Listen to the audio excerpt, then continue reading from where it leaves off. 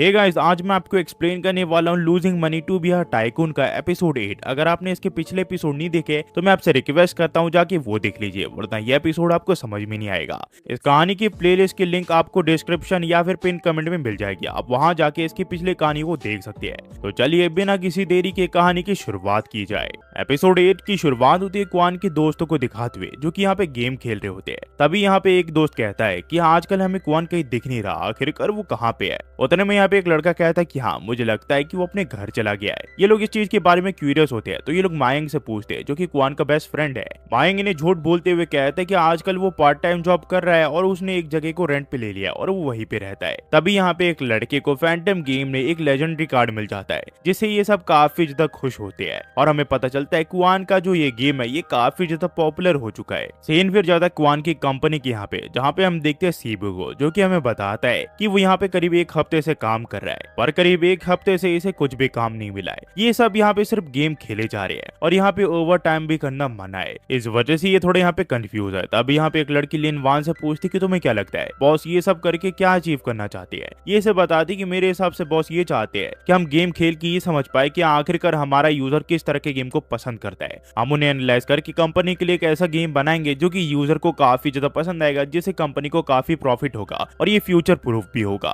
तभी हुआंग बाउशी से पूछता है कि तुम्हें क्या लगता है बॉस हमें दिन भर गेम क्यों खिलवा रहे हैं, तुम्हारा तो मैक्स लेवल है, तुम्हें क्या लगता है इसके पीछे उनका इंटेंशन क्या है। ये से बताता है कि क्वान ने मुझे हायर किया है और मैं उसके लिए यूजफुल होना चाहता हूँ। तभी यहाँ पे लिन वान कहती कि मैं समझ गई मिस्टर पे हमसे क्या करवाना चाहते हैं। वो चाहते हैं कि हमें यहाँ पे गिल्टी फील हो, हम दिन भर यहाँ पे गेम खेलते रहे और बिना वजह के हमें पैसे मिलते रहे और फिर जब हमें यहाँ पे एक प्रोजेक्ट मिले तो हम अपनी पूरी जान झोंक दे उस प्रोजेक्ट को एकदम बढ़िया बनाने में। पर वांग कहता है कि जब से मैं यहाँ पे आऊँ तब से मैंने क्वान को कहीं पे भी नहीं देखा, आखिरकार मिस्टर क्वान कहाँ पे है। ये से कहती कि मेरे हिसाब से कोई बाहर बिजनेस मीटिंग पे गए हुए हैं। वही बाउशु इन सभी को समझाता है कि चाहे जो हो वो कहीं घर पे बैठ के आराम तो नहीं करे होंगे। वहीं पे हम देखते हैं क्वान को जो कि घर पे बैठ के आराम ही कर रहा होता है। वो यहाँ पे आराम की जिंदगी जी रहा होता है पर उसका सिस्टम बार बार उसे वार्निंग दे रहा होता है। तो क्वान कहता है कि तुम्हें पता भी है घर पे बैठे रहना कितना ज्यादा मुश्किल होता है, एक कंपनी को नॉन प्रॉफिटेबल बनाना तुम्हें पता भी है कितना ज्यादा मुश्किल होता है। सीन फिर ऑफिस के यहाँ पे जाता है जहाँ पे शिंग हाइलू इन सभी को कहते कि मिस्टर पे ने कहा है कि यहाँ पे तुम लोग ओवर टाइम नहीं कर सकते हो, तुम्हें घर वापस जाना होगा। यहाँ पे सभी लोग कहते हैं कि हम तो ओवर टाइम करते भी नहीं है पर दिन भर हमें सिर्फ गेम खेलने को मिलता है, क्या आप हमें बता सकते हैं कि हमें काम कब मिलेगा। तभी यहाँ पे आ जाता है जिसे देख के ये लोग सोचते हैं कि आज इन्हें काम मिल के रहेगा और आज ये लोग ओवर टाइम करेंगे। ये लोग काफी ज्यादा एक्साइटेड हो जाते हैं, खासकर की हुआंग जो कि ओवर टाइम के लिए मरे जा रहा होता है। हुआन फिर सभी को बताता है कि मैं किसी चीज की अनाउंसमेंट करना चाहता हूँ। तुम सब सोच रहे होंगे कि आखिरकार एक हफ्ते से मैं कहाँ गायब था। मैं टेंगडा कंपनी के फ्यूचर के बारे में सोच रहा था। हमारी गेम कंपनी ने जो आखिरी गेम बनाया था वो एक बड़ी हिट हो चुकी है जिस वजह से हमें उससे काफी प्रॉफिट भी जनरेट हुआ है और अब हम फर्स्ट पर्सन शूटर गेम बनाने वाले हैं। हमारा मेन ऑब्जेक्टिव होने वाला है इस गेमिंग इंडस्ट्री का एक लीडर बनना जिससे सभी लोग इंस्पायर होंगे। पर क्वान की ये बात सुन के सभी लोग यहाँ पे अपने ऊपर डाउट करने लग जाते हैं। तो क्वान इन सबको बताता है कि तुम्हें पता है मेरे यहाँ पे काफी सारे एक्सपीरियंस वाले डेवलपर आए थे जो कि यहाँ पे काम करना चाहते थे, पर तुम्हें पता है उन्हें रिजेक्ट करके मैंने तुम जैसे रोकीज को यहाँ पे क्यों हायर किया है। ये फिर मायांग के ऊपर अपनी उंगली कर देता और कहता है कि इसका जवाब मायांग देगा। मायांग फिर उसे बताता है कि वो इसलिए क्योंकि वो लोग वो नहीं है जिसकी तुम्हें तलाश है, वो हम है जिनकी तुम्हें तलाश थी। ये कहता है कि इसने बिल्कुल सही कहा, मुझे तुम जैसी लोगों की जरूरत है जो कि अपनी पूरी जान झोंक सकते हैं और वो इसलिए क्योंकि गेमिंग डेवलपर जो है उनका दिमाग एक लिमिटेड स्पेस तक रहता है क्योंकि उनका दिमाग पूरी तरह कोडिंग से भर चुका है और वो एक नई क्रिएटिव चीज नहीं सोच सकते। तुम्हें पता है कि तुम लोग नए यंगस्टर हो और मुझे पता है कि तुम अपने सपनों के लिए जरूर से लड़ोगे। ये फिर यहाँ पे सीबो की तारीफ करते हुए कहता है कि तुम एक हिडन जेम हो, पर इस चीज को सीबो खुद ही नहीं समझ पाता। तो क्वान कहता है कि देखा वो इस चीज को खुद समझ नहीं पा रहा कि वो हमारी कंपनी के लिए एक हिडन जेम है। वो पिछली कंपनी में यहाँ पे 12-12 घंटे काम किया करता था और उसने हमारे काफी सारे डेटा टेबल्स को भर रखा है। सचमुच उस जैसा मेहनती इंसान आज तक मैंने नहीं देखा। ये बात सुन के सब लोग इसकी तारीफ करने लग जाते हैं। इसके बाद बारी आती है बोंगशू की। ये से कहता है कि बोंगशू आज से पहले तुम सिर्फ गेम खेलते थे पर तुम्हें गेमिंग इंडस्ट्री के बारे में कुछ नहीं पता था, पर आज से तुम एक गेमिंग इंडस्ट्री में काम करते हो और मुझे पता है और मैं चाहता भी हूँ कि तुम हर एक गेम को मास्टर करो करो और यूजर के ब्रेन को पढ़ सको ताकि हम उनके लिए एकदम बेस्ट गेम बना सके। ये कहता है कि हाँ ऐसा मैं जरूर करूंगा। क्वान फिर इन सबको कहता है कि तुम्हें क्या लगता है अगर ऐसी मेरे पास टीम है तो कैसे मैं फेल हो सकता हूँ। ये सब फिर यहाँ पे चिल्लाने लग जाते हैं कि ये सब मिलके दुनिया का सबसे बेस्ट गेम बनाएंगे। तो ये कहता है कि बेस्ट गेम बनाने की कोई जरूरत नहीं है, हम यहाँ पे अपना पहला गेम से भी शुरुआत कर सकते हैं। क्वान फिर यहाँ पे बोंगशू और वांग को कहता है कि इस गेम को डेवलप करने की सारी जिम्मेदारी मैं तुम्हारे ऊपर छोड़ता हूँ, मुझे बस ये बता देना कि तुम यहाँ पे गेम में क्या क्या ऐड कर रहे हो, उसके अलावा तुम्हें कुछ नहीं करना है। ये इन दोनों को फिर एक जगह ले आता है, ये से बताता है कि मुझे इस गेम में इजी कंट्रोल, स्टोरी मोड और इन गेम वेपन परचेज चाहिए। मेरी यहाँ पे 3 डिमांड है। ये लोग इसे पूछते कि आप बताइए। ये से बताता है कि मुझे जो कंट्रोल है वो एकदम सिंपलर चाहिए ताकि यूजर उससे अच्छे से खेल पाए, और उसी के साथ मुझे स्टोरी काफी लंबी खींचनी है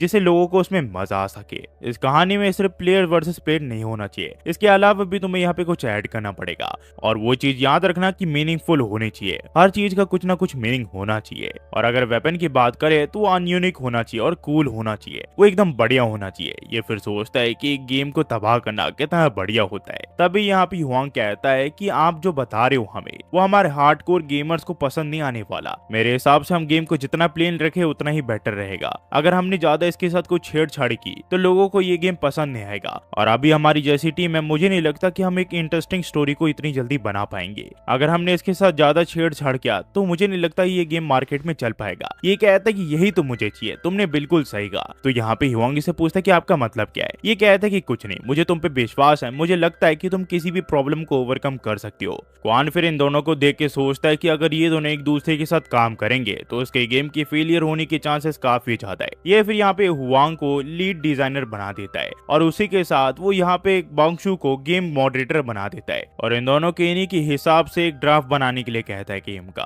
फिर हमें दिखाया जाता है क्वान को जो कि यहाँ पे मजे कर रहा होता है, सोच रहा होता है कि एक बॉस बन के दूसरों को ऑर्डर देना कितना बढ़िया है, और जिन लोगों को इसने हायर किया है उनके साथ अगर ये काम करेगा तो ये जरूर से अपने सारे पैसे गवा देगा। इसका मतलब हर महीने जो इसे फंड मिलेंगे वो हर महीने इसके पर्सनल एसेट में कन्वर्ट होते जाएंगे। ये फिर जब बाहर जाता है तो ये देखता है बोंगशू को जो कि यहाँ पे ओवर टाइम कर रहा होता है, पर ये इसे मना नहीं करता क्योंकि ये पूरी रात गेम ही खेलते रहता है। क्वान फिर इसे बाय बाय कह के यहाँ से चले जाता है, और तभी हुआंग इसके डेस्क के नीचे से बाहर निकलता है। यहाँ पे दरअसल सिर्फ बोंगशू को ही ओवर टाइम करने की अलाउंस होती है। बोंगशू इससे पूछता है कि अगर उसने तुम्हें पकड़ लिया तो फिर क्या होगा। ये इसे कहता है कि उस चीज की इसे बिल्कुल भी परवाह नहीं है, क्योंकि क्वान जैसे बॉस इसे कभी कभार ही मिलते हैं जो कि इसके वर्क को अप्रिशिएट करते हैं। ये बस अपने बॉस के लिए यूजफुल साबित होना चाहता है, इसी वजह से वो ओवर टाइम भी करेगा। हमें फिर दिखाया जाता है रात को, जहाँ पे इन दोनों को काम करते करते काफी समय हो चुका होता है, पर वांग को अब तक गेम के लिए कोई बढ़िया सी स्टोरी नहीं मिली होती है। तो यहाँ पे बोंगशू से कहता है कि तुम्हें इतना चिंता नहीं करना चाहिए, तुम कॉफी पी के थोड़ा आराम करो। ये से कहता है कि मैं ब्रेक लेना डिजर्व नहीं करता,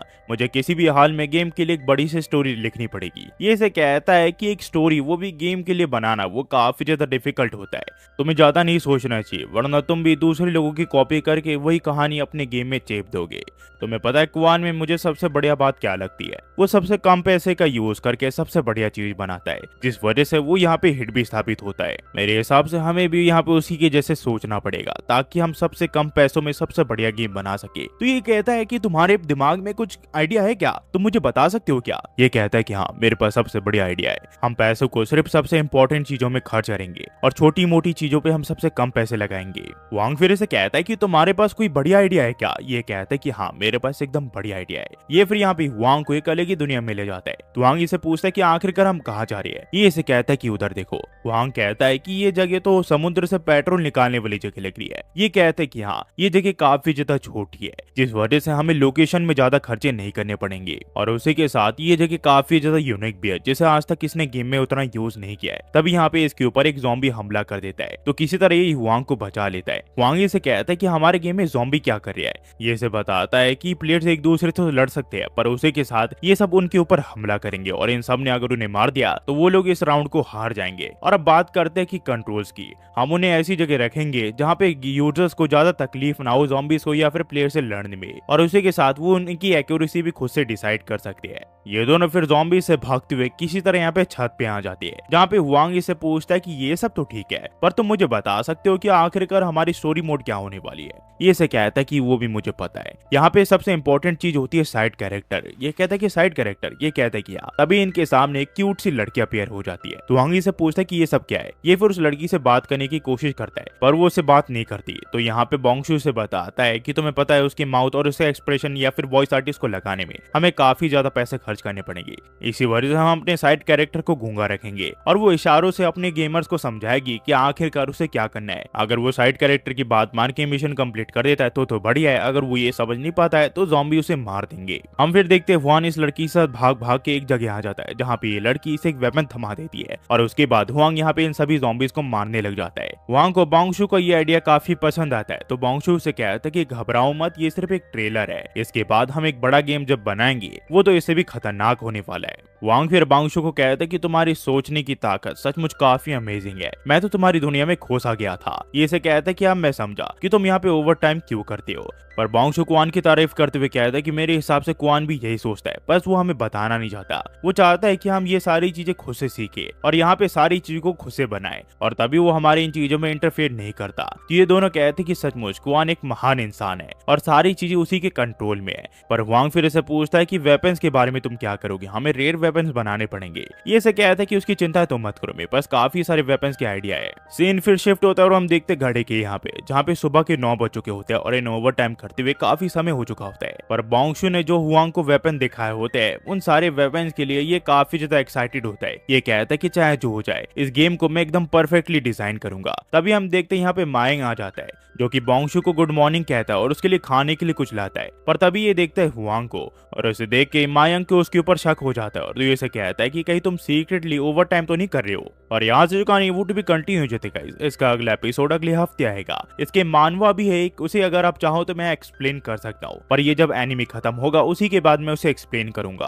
पर हाँ, इसमें एक शर्त है कि इस एनिमी को आपको मेरे चैनल पे हिट बनाना पड़ेगा, उसी के बाद इसके मानवों को मैं एक्सप्लेन करूंगा इस चैनल पे, वरना वो मेरे सेकंड चैनल पे भी आ सकती है। बस जाते हुए सिर्फ इतना ही कहूंगा, thanks for watching, next video मिलता है, होपफुली आप सब बढ़िया होंगे। और हाँ, एक और बात, अगर आपने इसके पिछले एपिसोड नहीं देखे तो मैं फिर से कह रहा हूँ, मैंने पिन कमेंट पे उस प्लेलिस्ट की लिंक दे रखी है, आप वहां पे जाके क्लिक करके इसके पिछले एपिसोड सारे देख सकते हो। क्योंकि अगर आपने इसके पिछले एपिसोड नहीं देखे तो ये एपिसोड आपको बिल्कुल भी समझ नहीं आया होगा। बस प्लीज गाइस एक बार जाके देख लेना। Thanks for watching guys, next video मिलता है, होपफुली आप सब बढ़िया होंगे।